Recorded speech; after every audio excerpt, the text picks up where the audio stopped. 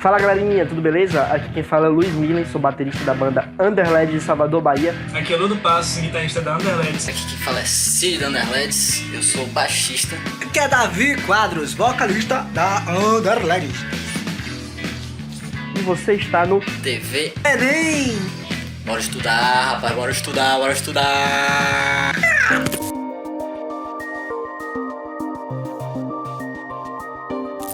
Oi gente, tudo bem? Eu sou Tomás, professor de Física, e hoje nós vamos falar sobre energia e potência, tá? Bom, gente, aqui em mecânica, a gente vai ver 3 modalidades de energia. Uma energia de movimento, chamada energia cinética, uma energia de posição, chamada de energia potencial, e uma terceira modalidade chamada de energia mecânica, tá? Mas, Tomás, o que é energia? Energia é a capacidade de realizar trabalho, tá certo? Então vamos lá. Na primeira modalidade de energia, a gente tem a energia cinética. Gente, energia cinética é a energia que está associada ao movimento. Todo corpo em movimento tem energia cinética, tá? Todo corpo em movimento vai ter energia cinética. Então vamos imaginar que temos um corpo de massa M deslocando-se com a velocidade v, tá? A energia cinética desse corpo vai ser o produto da massa pelo quadrado da velocidade dividido por 2. mv ao quadrado sobre 2. Tá? Então, peraí. Todo corpo que tiver movimento tem energia cinética? Tem. Beleza? Tá? Ok. Então, vamos lá. A energia potencial é energia associada à posição do móvel. Ó. Energia. Olhem. Energia associada à posição. Mas como assim energia associada à posição? Fácil, gente, ó. Para você saber a diferença entre energia cinética e energia potencial, é muito simples. Um corpo tem energia cinética quando ele tem movimento. Um corpo tem energia potencial quando ele tem capacidade de entrar em movimento. Perceba, eu tenho um corpo de massa M colocado a uma determinada altura do Sol, tá certo? Esse corpo a uma determinada altura do Sol, ele tem movimento? Não tem movimento, ele está em repouso. Então não tem energia cinética. Mas ele tem capacidade de entrar em movimento? Tem, basta que você solte, ele vai cair, ele vai entrar em movimento, tá certo? Então se ele tem capacidade de entrar em movimento, ele tem energia potencial, tá? E essa energia potencial pode ser devido à posição do corpo, ó, em relação ao referencial, no caso, a altura em relação ao solo, teríamos energia potencial gravitacional, o produto da massa pela gravidade e pela altura. Massa, gravidade e altura. Perceba que à medida que esse corpo cai, sua altura diminui. Diminui sua posição em relação ao referencial, que é o Sol. Tá? Se diminuir a altura, vai diminuir a energia potencial gravitacional. Só que você aprendeu que quando um corpo cai, ele desloca-se no mesmo sentido da aceleração da gravidade. Quando o corpo está caindo, sua velocidade tende a aumentar. Deixa eu ver se eu entendi. Caindo, diminui a altura. Então, diminui a energia potencial gravitacional. Mas aumenta a velocidade. Aumenta a energia cinética, que é a energia associada ao movimento. Depende da velocidade. Quando o corpo está subindo, se eu lanço o corpo para cima, vai. À medida que esse corpo sobe, sua velocidade tende a diminuir. Se diminui a velocidade, na subida, diminui a velocidade, diminui a energia cinética. Mas aumenta a altura, gente. Se aumenta a altura, vai aumentar a energia potencial gravitacional. Posso resumir? É o seguinte, descendo, vai, diminui a altura, diminui a energia potencial gravitacional. Aumenta a velocidade, aumenta a energia cinética. Subindo, aumenta a altura, aumenta a energia potencial gravitacional, mas diminui a velocidade, então diminui a energia cinética. Bem? A outra modalidade de energia potencial é a energia potencial elástica. Essa energia potencial elástica é energia devido à deformação de uma bola. Se eu aplico uma força numa bola de maneira a produzir uma deformação nela, ela sofre uma deformação X, ela estica, né? Então, vem, essa energia armazenada devido à deformação da mola, a energia potencial elástica, depende de uma constante chamada constante elástica da mola, que a gente vai representar pela letra K, e depende da deformação da mola, que é o X. A energia potencial elástica é Kx ao quadrado. Viu? E a energia mecânica, o que seria energia mecânica? A energia mecânica de um sistema é a soma das energias cinética e potencial desse sistema. É a soma da energia cinética com a energia potencial. Tá? Sendo que essa energia potencial pode aparecer como energia potencial gravitacional ou como energia potencial elástica. Tranquilo? Vem para cá, vem. O que seria um sistema conservativo? É um sistema onde os atritos são desprezíveis. Tá? Mas na prática eu não posso desprezar os atritos. Né? Na prática, ele não pode desprezar a resistência do ar. Na prática, ele não pode desprezar o atrito. Aqui é teórico, tá? Teoricamente falando, que é como vai cair na sua prova, tá? Num sistema conservativo, os atritos não atuariam. Então, vamos imaginar que eu tenho um corpo que foi abandonado no ponto A. Bom, se ele foi abandonado, ele não tem velocidade. Se ele não tem velocidade, ele não tem energia cinética. Mas ele está a uma determinada altura em relação ao ponto B. Se ele está a uma determinada altura, ele tem energia potencial gravitacional, que você aprendeu, essa energia potencial gravitacional seria mgh. Beleza. Aí ele desce, à medida que ele desce, a altura diminui e a velocidade aumenta. Quando ele chegar aqui embaixo, ele vai ter velocidade, então ele vai ter energia cinética. Mas quem seria essa energia cinética? Seria mv ao quadrado dividido por 2. Como não atuam atritos, a energia mecânica, a energia total, permaneceria o quê? Constante. O que você quer dizer com isso? Eu quero dizer que à medida que ele desce, a energia potencial diminui e a cinética aumenta.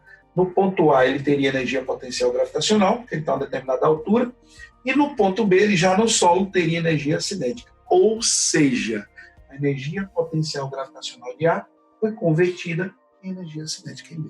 Certo? É assim que funciona. Tá? Se você substituir massa, gravidade e altura, ia ficar mvb ao quadrado sobre 2. Ele vai te perguntar com que velocidade o corpo atinge o ponto B.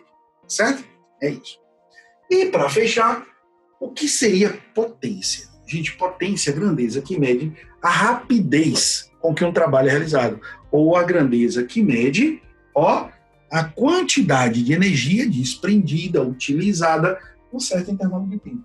Tanto faz falar que potência é trabalho sobre o tempo, quanto falar que potência é energia sobre o tempo. Lembra que trabalho e energia são praticamente a mesma coisa? O que é trabalho? Transferência de energia. O que é energia? Capacidade de realizar trabalho. Tá bom? Como é que você mede isso? Vamos lá. Potência, trabalho, tempo. Trabalho e energia é medida em joule. Tempo é medida em segundo. Gente, joule por segundo nos dá a unidade de potência no sistema internacional, que é o watts. Tá? A propósito, 1 kilowatt equivale a 1000 watts. Tá bom? Beleza? Tranquilo? Dá uma revisada. A gente se vê na próxima aula. Tchau.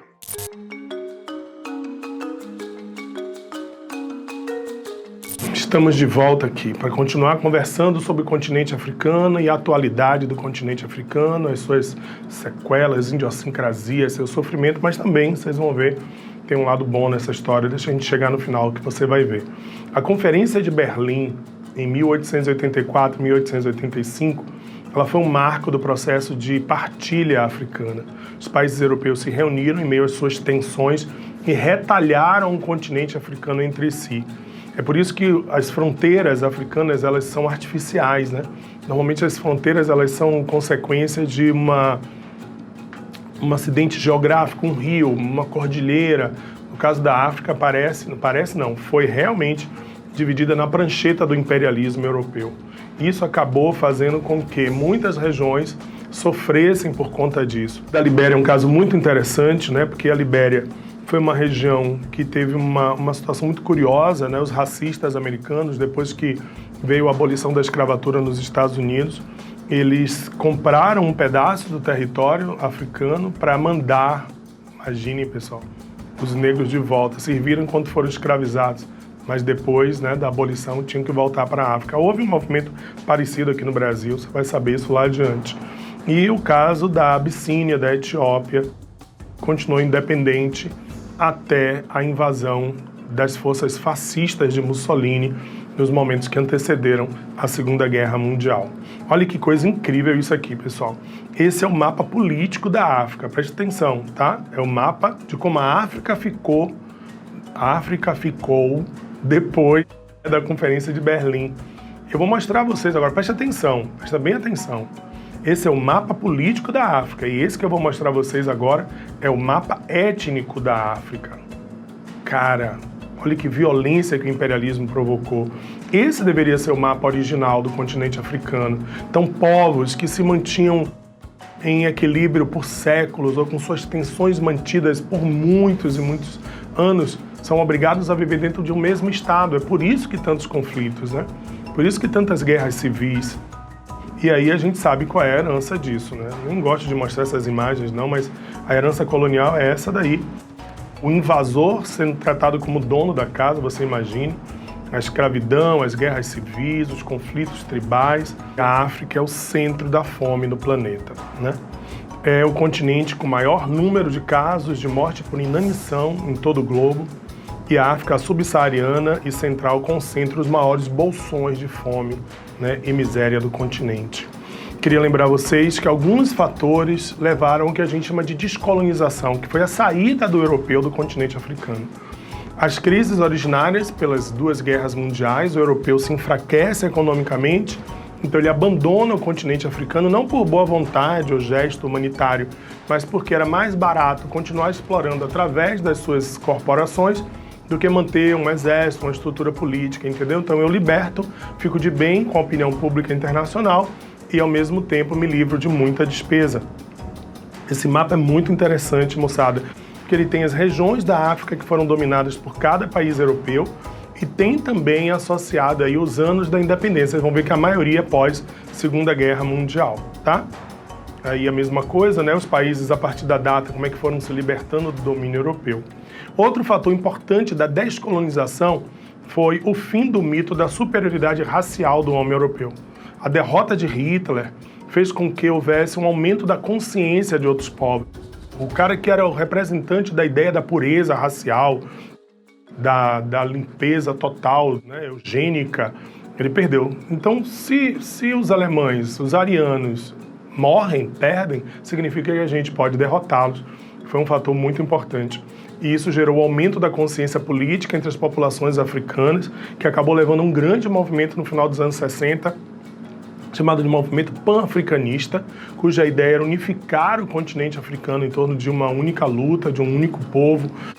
Acho hoje isso quase impossível, quase utópico imaginar uma congregação de nações africanas atuando em conjunto de verdade em defesa do continente.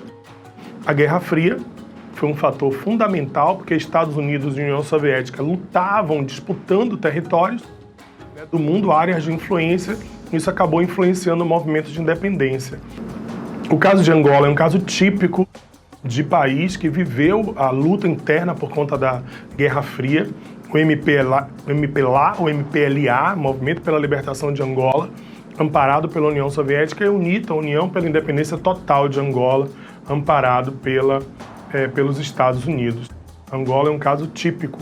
Essa guerra civil só acabou recentemente, esse conflito, mas em 1974 ela se acirrou quando a nação portuguesa, né, inicia seu processo também de descolonização e meio que deixa, né, Portugal vive uma revolução chamada Revolução dos Cravos, que é o processo de democratização de Portugal, e deixa o país à mercê da disputa entre comunistas e capitalistas. De um lado o MPLA, o outro lado a UNITA, disputando o país.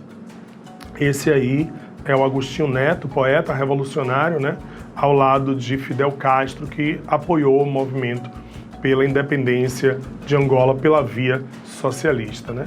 E um fator importantíssimo da descolonização, pessoal, que foi a Conferência de Bandung, né, que em meados dos anos 50 deu início a um processo de consciência coletiva dos estados africanos e asiáticos contra o alinhamento, né? Então eles passaram a defender o não alinhamento, eram chamados países não alinhados, nem aos Estados Unidos capitalista, nem à União Soviética socialista. Daí nasceu a expressão terceiro mundo. ou terceiro mundismo, que na verdade nasceu como eu não sou o primeiro mundo capitalista nem o segundo mundo socialista. Como a maioria desses países eram países pobres, daí a palavra terceiro mundo ficou tanto tempo associada à pobreza e ao sofrimento. Ela foi fundamental nesse processo de tomada de consciência e nascimento de uma nova ordem ligada a esses países africanos e asiáticos. E essas são as condições da África atual. A miséria secular, não é milenar. Bom que você lembre, né? As doenças endêmicas e epidêmicas. Por que eu falei isso, que não é milenar? Porque pobreza todo povo passa, pessoal. Dificuldades, aumentos de estiagem, assim, problemas naturais. A miséria não, ela é fruto do imperialismo. Ela é consequência do imperialismo. As doenças epidêmicas, olha que coisa incrível, né? Como isso é atual, né, moçada? Esse é o mapa da malária. E esse é o mapa da pobreza. Esse é o mapa da pobreza, esse é o mapa da AIDS. Você vê que não é à toa essa associação. Os conflitos políticos e fraticidas provocados pelo abandono do colonizador, é bom você lembrar isso, ó. O colonizador abandona, não existe um sentimento de identidade nacional muito forte e ausência também, né, de uma liderança local, por isso que explodem tantas guerras civis na África, né, dentro desse processo. O caso de Ruanda é um caso típico entre Tutsis e Hutus, quase 1 milhão de mortos, um genocídio sem tamanho, que o mundo botou uma venda e parece que o mundo fez isso, né? Colocou as vendas nos olhos para não ver o que estava acontecendo em Ruanda, tá? E o caso da África do Sul, mas eu venho no próximo vídeo, tá? Que eu quero concluir, quero falar da África do Sul, porque tem coisa boa vinda de lá, e a gente também concluir essa nossa fala sobre o continente africano, tá?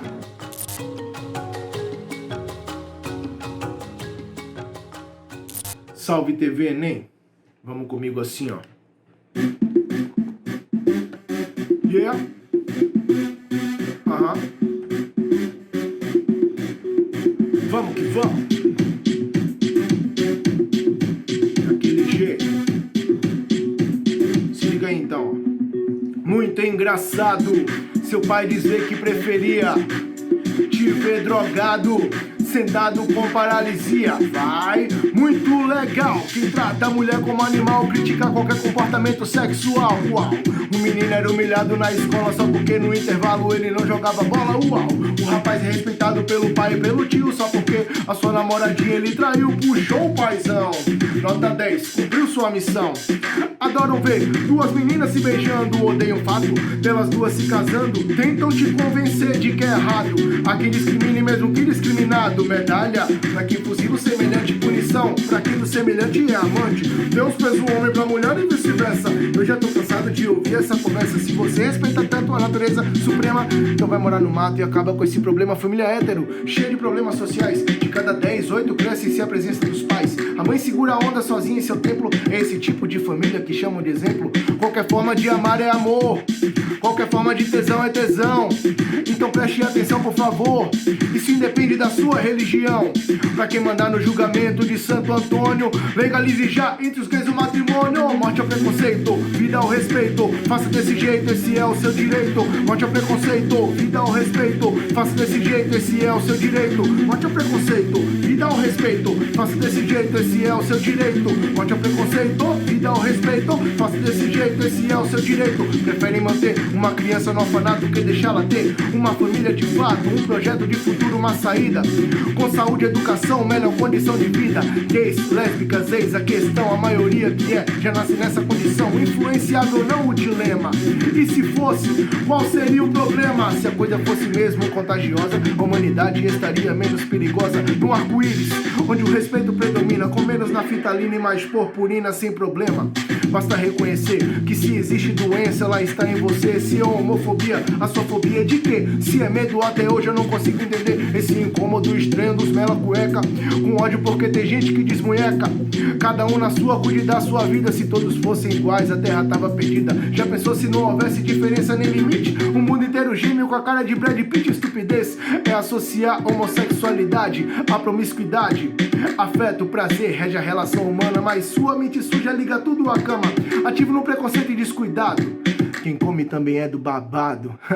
Faça a hipocrisia e a lição perfeita. Quem perde é a religião que não respeita. Se Superman fosse, Wolverine fosse, Jesus, Tyson, Che Guevara, zumbi. Se o diabo fosse, se o Maradona fosse, Chaves, Kiko, seu Madruga, e daí? Morte ao preconceito, vida ao respeito, faça desse jeito, esse é o seu direito. Morte ao preconceito, vida ao respeito, faça desse jeito, esse é o seu direito. Morte ao preconceito, vida ao respeito, faça desse jeito, esse é o seu direito. Morte ao preconceito, vida ao respeito, faça desse jeito, esse é o seu direito.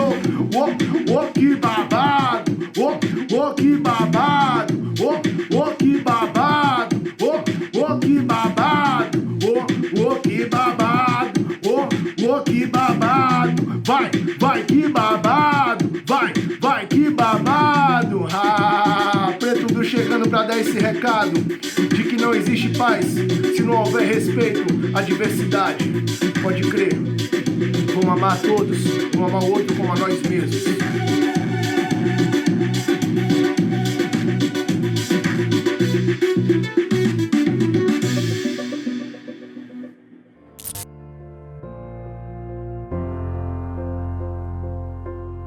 Olá, meu nome é Victor Amaio e essa é mais uma aula da TV Enem. Hoje eu vou fazer uma aula para vocês falando sobre análise de tabelas, certo? Bom, primeiro vamos entender o que é uma tabela. As tabelas são estruturas de informações ou dados representados através de linhas e colunas. E aí, eu quero que vocês entendam que toda tabela ela precisa ter um título, certo? No título ele vai estar escrito o que é essa tabela, o que é que ela representa, do que aquela tabela está falando, tá? Toda tabela também tem que ter um cabeçalho. Nesse cabeçalho aqui vai estar descrito quais são as informações qualitativas ou quantitativas que estão sendo trazidas por essa tabela. Aqui no corpo nós temos os valores e as informações da tabela. E aqui embaixo nós temos sempre uma fonte, ou seja, de onde que a gente tirou essas informações que estão presentes na tabela. Tudo bem? Bom, vamos entender então como é que a gente pode interpretar uma tabela em uma questão. Por exemplo aqui, ó, onde a cafeína pode ser encontrada. Aí temos aqui o produto, que é o café expresso, café filtrado, café verde, ou chá preto, chá verde, por aí vai, certo? Temos aqui as medidas que são utilizadas para poder medir essas quantidades, que é xícara... olha que coisa interessante aqui, importante. A xícara do café expresso, ela possui um valor diferente da xícara de café filtrado, que é diferente da xícara de chá, que é diferente de uma lata de energético, de um refrigerante e por aí vai. Ou seja, para cada coisa essa tabela traz uma informação diferente. E aqui nós temos o nosso principal dado, que é o quê? A quantidade em miligramas de cafeína que contém cada uma dessas coisas que foi apresentada na tabela, tá bom? Então, nós temos 100 miligramas de cafeína para cada 80 ml de café expresso. Nós temos 35 miligramas de cafeína para cada 50 ml de café filtrado. E aí que vem um detalhe interessantíssimo, viu, gente? O que é que ele pode fazer aqui? Ele pode perguntar qual desses elementos que foi apresentado na tabela possui a maior porcentagem de cafeína por unidade de medida. Essa unidade pode ser a ml ou pode ser a grama também, tá? Ou então pode ser o comprimido ali, que nem é o caso do analgésico. Ele pode perguntar também para você quantas xícaras de café filtrado são necessárias para se obter a mesma quantidade de cafeína de uma xícara de café expresso. Ele pode perguntar, por exemplo, também considerando o preço tal dos elementos que estão sendo atribuídos na tabela, diga qual deles seria melhor para uma determinada pessoa suprir a necessidade de cafeína diária dela. Pode perguntar qual o preço gasto no final do mês, várias informações. Para ficar melhor ainda para vocês, eu trouxe aqui duas questões para a gente responder. A primeira questão que eu vou responder é a questão do Enem de 2014, certo? Da primeira prova azul, a questão 138. Vamos aqui, ó. Eu vou dar já aqui um macete para vocês, que é o Jump of the Cat, tá? Que é o pulo do gato em árabe. Que é o seguinte, sempre que eu vou responder esse tipo de questão, eu venho aqui embaixo, ó, e vejo qual é a pergunta que ele está fazendo, para eu já saber o que é que eu vou procurar no texto. Então, olha, as regiões brasileiras onde foram intensificadas as campanhas na época. Eu tenho que saber, então, qual é o critério que eles vão utilizar para intensificar essa campanha. Eu nem sei que campanha é, né? Eu não li nada ainda. da tabela, no caso, vamos descobrir agora. Os resultados... vai começar de cima... Não, vou começar daqui do meio. Eu sempre começo de baixo para cima porque as informações geralmente estão mais para baixo. Geralmente, então sempre. Os resultados obtidos permitiram que estados, municípios e o governo federal estabelecessem as regiões prioritárias do país para a intensificação das campanhas de doação de sangue. A campanha deveria ser intensificada nas regiões... Opa! Olha aqui, ó. Em que o percentual de doadores de habitantes fosse menor ou igual ao do país. Então agora sim, vou lá para minha tabelinha e vou procurar qual é o percentual do país. Ó, aqui, ó, total 1,9%. Já está aqui na nossa cara. Viu como é que você sabe que você é do país? Se eu tenho aqui todas as regiões e aqui eu tenho o total das regiões, né? Um país é feito de suas regiões. E aí, vamos procurar aqui quem é que é menor ou igual, ó. Então, o Sul já está fora, Centro-Oeste também. Temos aqui, ó, Sudeste, Norte e nosso amado Nordeste, certo? Que estão com percentuais iguais ou abaixo. E aí, nós vamos procurar aqui, ó. Norte, Centro-Oeste e Sul, fora. Norte, Nordeste e Sudeste. Achamos. Letra B aqui, ó. Difícil? Não, né? Vamos responder a segunda questão. Questão 2. Do Enem de 2016, segunda prova azul, questão número 159.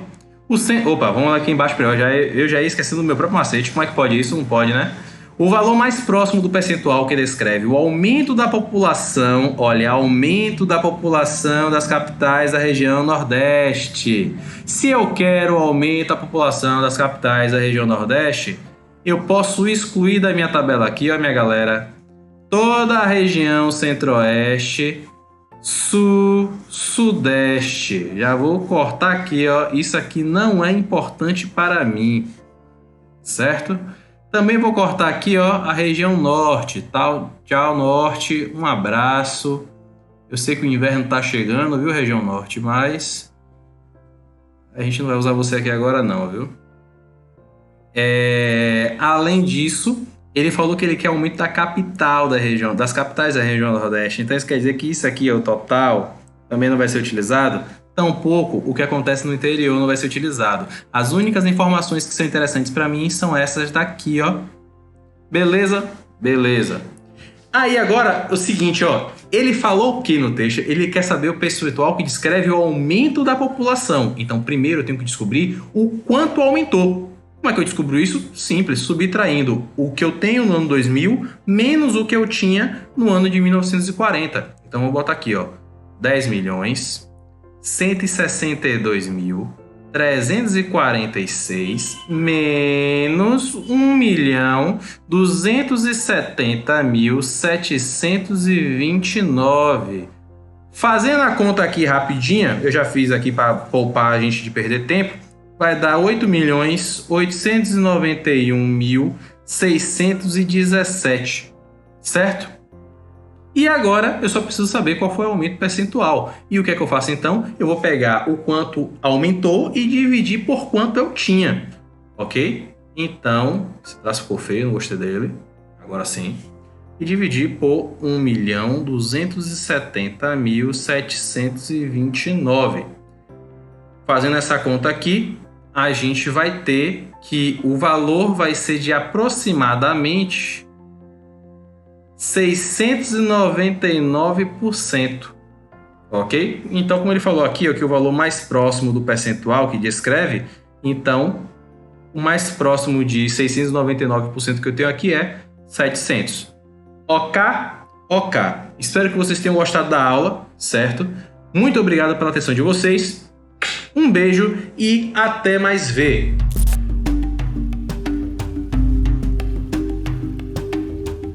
Olá, eu sou Carol Silveira, professora de redação, e na nossa aula de hoje eu quero falar sobre o parágrafo da conclusão. Isso mesmo, é o último parágrafo da sua redação dissertativa argumentativa. Você muito provavelmente já sabe que a conclusão é lugar de proposta de intervenção. Mas antes de fazer uma pequena revisão sobre isso, eu quero falar sobre a questão estrutural da conclusão. Primeiro, que ainda que você faça uma proposta de intervenção muito boa, com todos os elementos, e tire a nota máxima na competência 5, que avalia a sua proposta, a conclusão ainda pode tirar pontos de você. tanto na competência 4, se você esquecer dos elementos coesivos e dos conectores, tanto da competência 3, se você não fizer uma proposta coerente com a problemática desenvolvida durante o seu texto. Então, eu quero te chamar a atenção justamente sobre essa questão estrutural e sobre a importância de todos os parágrafos do seu texto estarem conectados, tanto no sentido, tanto de maneira lexical e sintática mesmo, que é através dos operadores argumentativos. Para a gente começar, eu preciso enfatizar que muitas pessoas costumam utilizar conectores de coesão para iniciar a conclusão. Então, o que não pode faltar no seu parágrafo de conclusão? Gente, se o parágrafo é conclusivo, utiliza o conector conclusivo. 3 exemplos básicos de conectores conclusivos: portanto, logo e enfim. Portanto, logo e enfim. Ou seja, se você pegar um desses conectores a cada texto dissertativo argumentativo que você fizer e colocar esses conectores no início da conclusão, você já está garantindo a sua conexão interparágrafo, ou seja, entre o D2 e a conclusão. Se você deixa de colocar esse conector, você já perde 40 pontos na competência 4. Então, o que não pode faltar? Vou começar o meu parágrafo de conclusão. Conector conclusivo. Depois desse conector, você tem a opção de retomar o tema, fazer um período simples de afirmativa, ou melhor, de reafirmação do tema, que você apresentou lá na introdução, né, em forma de tese, então você reafirma a tese, ou você pode ir direto para a sua proposta de intervenção. Carol, isso tira ponto meu?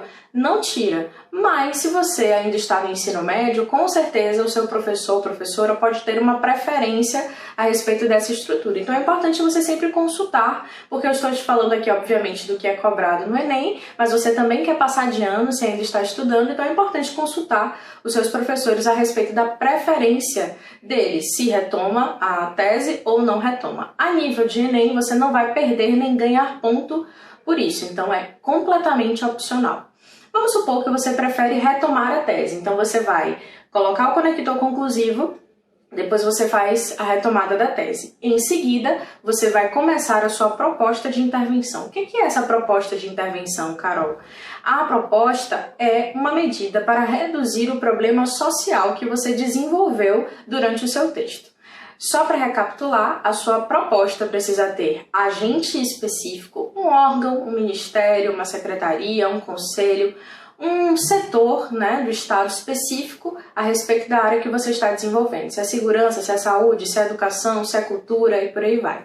Então você precisa designar um agente para realizar uma ação e você precisa detalhar e indicar o modo que essa ação será feita, correto? E além disso, você deve colocar o efeito, que consequência isso vai causar na sociedade. A nível estrutural, não existe uma regra de como você deve organizar esses elementos, mas se vocês querem uma dica específica do que eu acho mais coerente, é você seguir essa ordem, agente e ação. Até porque a nossa língua portuguesa, sintaticamente, é organizada nesse modo, nessa ordem, né? O SVO, sujeito, verbo e objeto. Então, o sujeito seria o agente, o verbo seria a ação. Então, é interessante que você diga, o Ministério da Educação deve realizar a implementação de disciplinas optativas, enfim. Você vai dizer sempre o agente e a ação. Fazendo isso, você já garante aí 2 elementos da sua proposta. Em quantos períodos dividir a minha conclusão, Carol? Bom, todos os parágrafos do seu texto devem ter sempre entre 3 a 5 períodos. O ideal é que você tente sempre organizar a conclusão em 3 ou 4 períodos, ou seja, pontos de segmento. Agora, uma coisa que você não pode esquecer quando você der esse ponto de segmento é a necessidade de utilizar um conectivo, um elemento coesivo. Você precisa conectar esses períodos dentro do próprio parágrafo. É o que a gente chama de coesão interparágrafo é entre os parágrafos, intraparágrafo. Então, a coesão intraparágrafo vai conectar esses períodos dentro do seu parágrafo. Lembrando, gente, não existe uma regra. Conector não é uma coisa que você vai decorar uma lista e vai sair despejando no texto. Conector é chamado de operador argumentativo porque ele tem sentido. Então não adianta você colocar um conector que não é apropriado para determinada conexão entre ideias. Então, por exemplo, se eu quero unir ideias opostas, eu não vou utilizar nesse sentido, sendo assim, desse modo. Eu preciso utilizar em contrapartida, por outro lado, porém, entretanto, no entanto. Então, muito cuidado com a conexão desses elementos, tanto dentro do parágrafo de conclusão, quanto nos outros parágrafos do texto, correto? Então, recapitulando, introdução, apresenta a tese, argumento 1, argumento 2, desenvolvimento 1, desenvolve o argumento 1 com repertório e criticidade ao final, desenvolvimento 2, o argumento 2 com repertório e criticidade ao final. E na conclusão, começo com o conector conclusivo, depois retomo a minha tese ou não, isso fica a seu critério porque é opcional, mas eu não posso deixar de evidenciar a minha proposta de intervenção.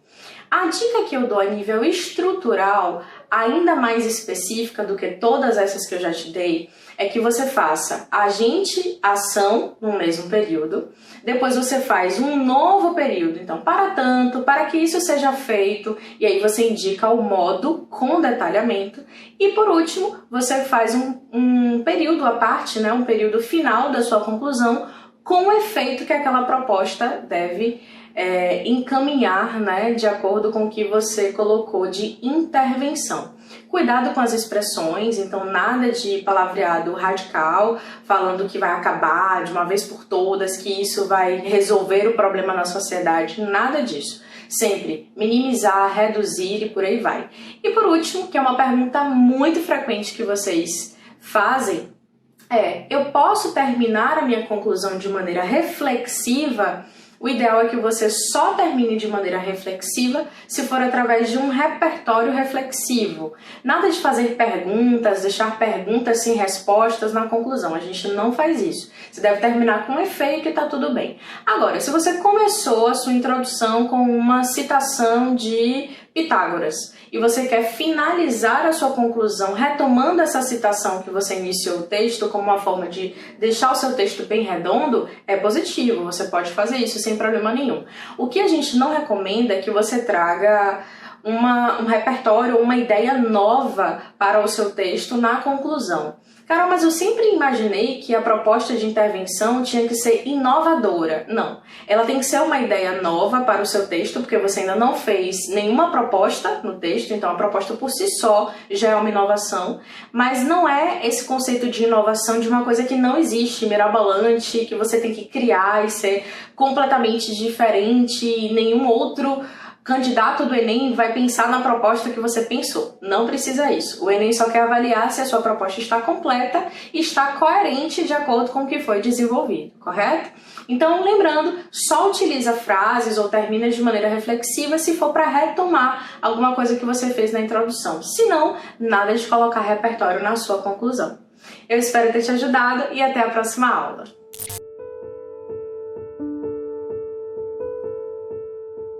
Oi gente, tudo bem com vocês? Meu nome é Fernanda Ruth, eu sou psicóloga e eu tô muito feliz que a gente completou 100 programas. Que honra estar aqui no TV Enem, que honra poder passar esses conteúdos para vocês. Eu espero que vocês estejam gostando. Então hoje eu pensei em a gente falar um pouco sobre autocobrança.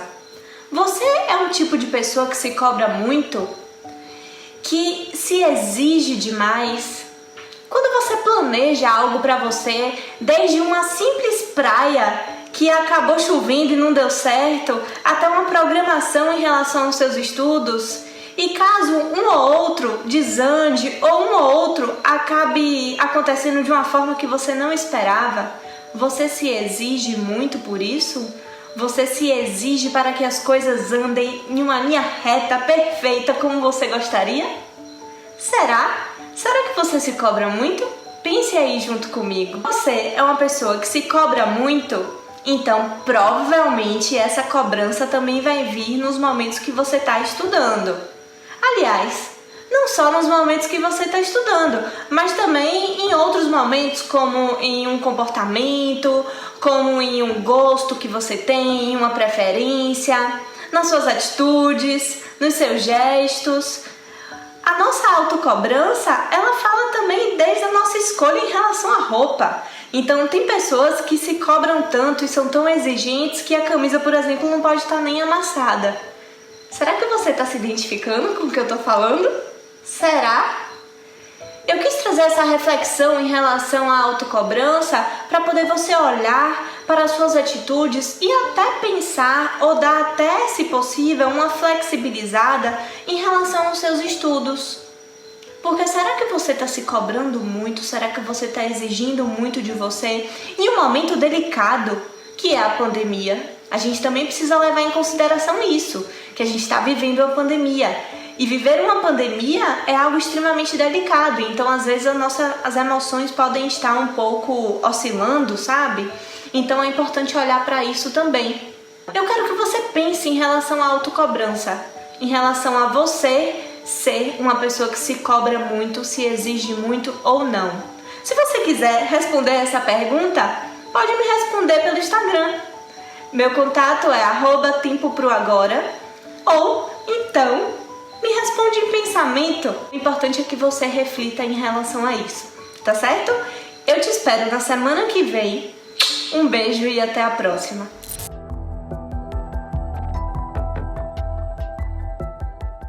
Olá galera, meu nome é Marcos, sou professor de Química. Vou estar trabalhando aí com vocês hoje sobre propriedades coligativas. O que são propriedades coligativas, quais são as propriedades coligativas e como essas propriedades coligativas elas se comportam mediante alguma interferência que vai haver no sistema que a gente vai discutir agora, tá certo? Bom, primeiramente, o que seriam as propriedades coligativas? Bom, seriam essas propriedades que estão relacionadas, certo, com a adição de um soluto não volátil a um determinado solvente, certo? Agora, Marcos, o que é esse soluto não volátil? Bom, a ideia do soluto não volátil, primeiro, é melhor te explicar o que é um sistema volátil. Bom, um sistema volátil é aquele que facilmente passa para o estado de vapor, certo? Logo, o não volátil não acontece com essa facilidade. Então, basicamente, essa é a ideia do soluto, da presença do soluto ou não.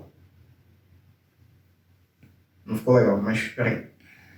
Bom, essa é a ideia da questão do soluto não volátil, tá bom? Então, toda vez que eu adiciono um soluto não volátil a um determinado sistema, vai haver, basicamente, né, a interferência em algumas propriedades desse sistema, como a gente vai discutir agora. Então, deixa eu te dar alguns exemplos no caso de solutos não voláteis. Aqui você tem a glucose de milho, você pode, no caso, interagi-la com água, e aí você vai ter, no caso, interferências nas propriedades da água. Aqui é um dos solutos não voláteis que a gente pode ter, tá certo? O segundo soluto não volátil que geralmente aparece é a questão justamente dos sais. Aqui você tem, como por exemplo, o sal de cozinha, majoritariamente formado pelo cloreto de sódio. Então o cloreto de sódio está aqui, essa representação também de um soluto não volátil, tá certo? Então, paralelamente a isso, agora a gente vai apresentar as propriedades coligativas. São 4 as principais. Você tem a tonoscopia, a crioscopia, a ebullioscopia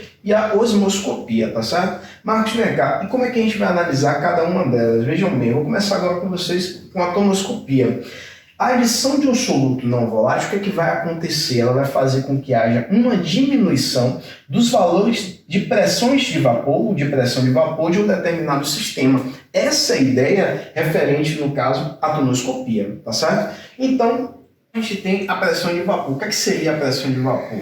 Bom, a pressão de vapor é a pressão que o vapor de um líquido exerce sobre o mesmo, né? Agora, eu acrescento também que, além de exercer uma pressão sobre o líquido, também vai exercer uma pressão sobre as paredes do recipiente que eu contenho, certo? Então, aqui é para a gente analisar o que seria a pressão de vapor. Para que isso aconteça, deixa eu mostrar algumas partículas aqui para vocês que eu acabei destacando. Vejam bem, aqui você tem partículas ao interior do líquido e aqui você tem uma partícula na superfície do líquido, né? Aí o que vai acontecer? Bom, As forças que interagem nas partículas no interior do líquido, ela sofre ação, né, ou melhor, interação, de todas as partículas que estão ao redor dela. Diferente, por exemplo, de uma partícula que está na superfície do líquido, né? Então, aquela que está na superfície do líquido, ela não vai sofrer influência de partículas que não estão, logicamente, na posição acima da mesma. Então, como tem menos força atuando sobre a mesma, então facilmente ela tende a sair do estado líquido, essas partículas que estão na superfície, e ir para o estado de vapor. Indo para o estado de vapor, ó, elas evaporando um pouco mais, elas podem sair, no caso do sistema. Então, o que é que a gente faz para essas partículas não saírem? A gente tampa o sistema, e tampando esse sistema, o que é que vai acontecer? Bom, agora a gente aprisionou o vapor do líquido. Então, esse vapor e o líquido vão entrar num equilíbrio chamado de equilíbrio físico. Por quê? Quando a partícula no estado de vapor se chocar com a superfície do líquido, ela vai passar para o estado líquido. Mas quando as partículas do líquido passarem para o estado de vapor, né, aí você vai ter a evaporação do mesmo. Então, essa taxa de evaporação e condensação, elas vão se igualar, né? E aí vai haver, no caso, esse equilíbrio físico que eu estou sinalizando para vocês.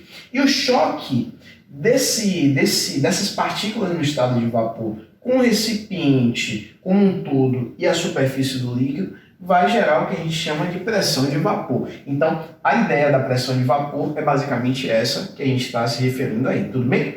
Pronto. Aqui a gente tem, no caso, a questão da volatilidade. A gente vai fazer uma análise gráfica referente a isso, né? Então, vocês vão perceber que há alguns fatores que interferem na volatilidade. Nós temos aqui a pressão de vapor em função da temperatura. Esse gráfico, ele vem expressar basicamente isso. Vejam bem, ó. À medida que a temperatura vai aumentando, a pressão máxima de vapor de uma determinada substância, de um determinado sistema, também vai aumentando. Então, são grandezas diretamente proporcionais. Quando aumenta a temperatura, você vai aumentar a pressão máxima de vapor. E o gráfico também, ele corrobora justamente para essa interação. Veja bem, no eixo da abscissa, o eixo X, você tem aqui a temperatura, no eixo da ordenada você tem a pressão máxima de vapor. À medida que a temperatura aumenta, a pressão máxima de vapor também vai aumentando. Pronto, essa daqui, no caso, vai ser a nossa ideia referente à temperatura e à pressão máxima de vapor, pressão de vapor. Quando você tem um aumento da temperatura, você acaba também fazendo com que haja um aumento na pressão de vapor, tá certo? Pronto. E aí, no caso, a volatilidade, como ela está relacionada com esses fatores, aqui eu destaquei dois líquidos com vocês, duas substâncias que a gente conhece, que é o álcool e a água, tá bom? A primeira curva aqui e a segunda curva está representando justamente a água. Vejam bem, ó. Aqui numa pressão de 760 milímetros de mercúrio, que equivale a 1 atm, ou seja, a pressão ao nível do mar, você tem, no caso, a água atingindo essa pressão numa temperatura de 100 graus Celsius, que por coincidência é a temperatura de ebulição da água. Não vai ser diferente em relação ao álcool, 78,3 vai ser a temperatura de ebulição do álcool a uma pressão de 1 atm, que equivale a 760 milímetros de mercúrio. É essa análise que vocês devem fazer em relação à questão da volatilidade, tudo bem? Então pronto, aqui você tem um gráfico de pressão de vapor em função da temperatura de substâncias diferentes, tá certo? Pronto. E aí, o que é que influencia nessa volatilidade? Que é uma propriedade física, né? Justamente são as interações intermoleculares, ou seja, entre as moléculas. Quanto mais intensa as interações entre essas moléculas, menor vai ser a volatilidade, ou seja, menor vai ser a capacidade do líquido se passar para o estado de vapor, se essas ligações entre essas partículas forem mais intensas. E aí, essas interações, eu peguei as principais, né? As ligações de hidrogênio são mais intensas do que as ligações do tipo dipolo-dipolo, que por sua vez são mais intensas do que a ligação do tipo dipolo induzido e dipolo induzido. Pronto. Então aqui, no caso, a gente acaba resumindo essa ideia, né, como um todo. Bom, e aí a gente entra agora na ebulioscopia. Marcos, o que é ebulioscopia? Ó, propriedade relacionada à adição de soluto não volátil, porém há um aumento do quê? Do ponto de ebulição em relação ao solvente, né? Então, agora, no formato de solução, ele vai ter um ponto de ebulição maior do que o seu estado inicial, que era apenas de solvente, certo? Então, a gente tem aqui, por exemplo, a adição de sal no cozimento, por exemplo, para fazer batata doce, aipim, banana da terra, pelo menos eu uso muito, né? Adição de sal, porque isso aumenta a temperatura de ebulição e facilita o nosso cozimento, tá certo? Então, basicamente, a ideia é essa, relacionada justamente à questão dessa técnica de cozimento aí, né? Que a gente utiliza essa adição de sal. Bom, aqui você tem, no caso, só para a gente relembrar, né, a relação que também existe entre a pressão e a temperatura, aqui você tem um gráfico, certo? Onde essa curva tem o formato de um cálice, observe. Dentro desse cálice, você coloca o estado líquido, né? Então, esses pontos B e E estão representando um sistema no estado líquido. A temperaturas menores, né, conservando a pressão, você tem aí, no caso, o estado sólido, por exemplo, A. Esse ponto A encontra-se no estado sólido, e a temperaturas maiores você tem o estado de vapor, por exemplo, D. Ele se encontra nesse estado de vapor. Porém, a gente também tem o ponto T e o ponto C. O ponto T é o ponto triplo, onde, ao mesmo tempo, nós temos aí o estado sólido, o estado líquido e o estado gasoso, a interseção entre os três estados físicos ao mesmo tempo. E aqui nós temos o ponto crítico. O ponto crítico é o ponto onde o vapor se transforma no gás. Nesse caso, observe, ó, aqui você tem altas pressões e altas temperaturas para o vapor se transformar no gás. E essa curva, gente, ó, ela está mais para a esquerda, né? Ela está mais no sentido negativo. Isso daqui está indicando, por exemplo, a substância água. São pouquíssimas substâncias que têm justamente esse fragmento da curva para a esquerda, né? Então aqui está representando, no caso, a água em relação a todo esse sistema que a gente está trabalhando. Tudo bem? Bom, aqui você tem a panela de pressão. Esse dispositivo, ele faz com que haja um aumento na pressão ambiente onde se encontra uma determinada mistura, nesse caso para o cozimento, né? Então, se você está aumentando a pressão, né, nesse ambiente da panela de pressão, você faz com que a temperatura aumente. Então, o aumento da pressão ambiente faz com que haja um aumento também na temperatura de ebulição de um determinado sistema e o cozimento vai ser mais rápido. Bom, pensando nisso, né, onde é que eu cozinho mais rápido? Eu vou cozinhar mais rápido em Salvador ou em La Paz? Bom, Salvador é uma cidade ao nível do mar, pressão de 1 atm. La Paz, uma cidade acima do nível do mar, onde quanto mais intensa a altitude, menor vai ser a pressão de vapor. Fala galerinha, tudo beleza? Aqui quem fala é Luiz Milen, sou baterista da banda Underled de Salvador, Bahia. Aqui é Ludo Passos, guitarrista da Underleds. Aqui quem fala é Cid da Underleds, eu sou baixista. Aqui é Davi Quadros, vocalista da Underled. E você está no TV Enem! Bora estudar, rapaz, bora estudar, bora estudar!